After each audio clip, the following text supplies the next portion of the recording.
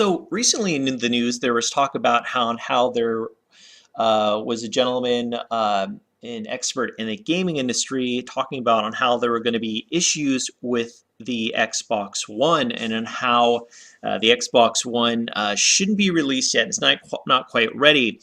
But in regards to that, I wanted to make a video on the some of the concerns some gamers have had in regards to the failure rates for the PlayStation 4 and Xbox One. Okay, with the Xbox 360 and PlayStation 3, when those consoles were first released, there were major overheating issues. There were major failure rate issues. Of course, the 360, you had the three flashing lights or red ring of death.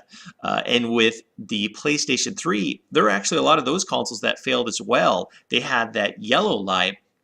And so a lot of gamers are like, man, the PS4, Xbox One, those consoles are going to be blazing fast. There's going to be tons of power underneath the hood. What are the issues going to be like for the overheating? Well, fortunately, I've got some good news, and this is information that's been out there for a while. I want to bring this up because, of course, in about a month, we're going to have the PS4. We're going to have the Xbox One available, ready to buy. So for the PS4, okay, the FCC has confirmed they did a test on the PS4, and apparently the PS4 runs at an operating temperature of 5 to 35 degrees Celsius, okay, and apparently this is a significant improvement from the last gen. The PS3 ran on average of 45 to 55 degrees, and when they said that, they didn't specify if that was the original PS3 or the PS3 Slim. They had just said on how it runs cooler than the PS3.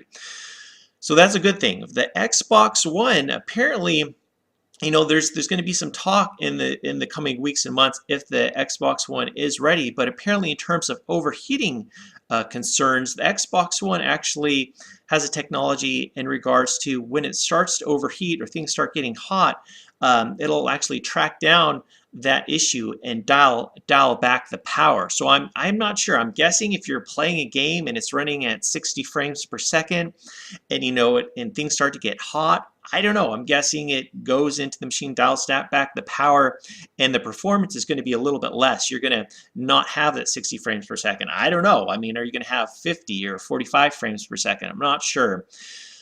But regardless, in terms of the failure rates for the overheating issues, it looks like the Xbox One and PlayStation 4, it sounds positive to me, which I'm pretty excited about. Anyway, guys, let me know your thoughts on this topic. And as always, guys, thank you so much for watching, and I'll talk to you later.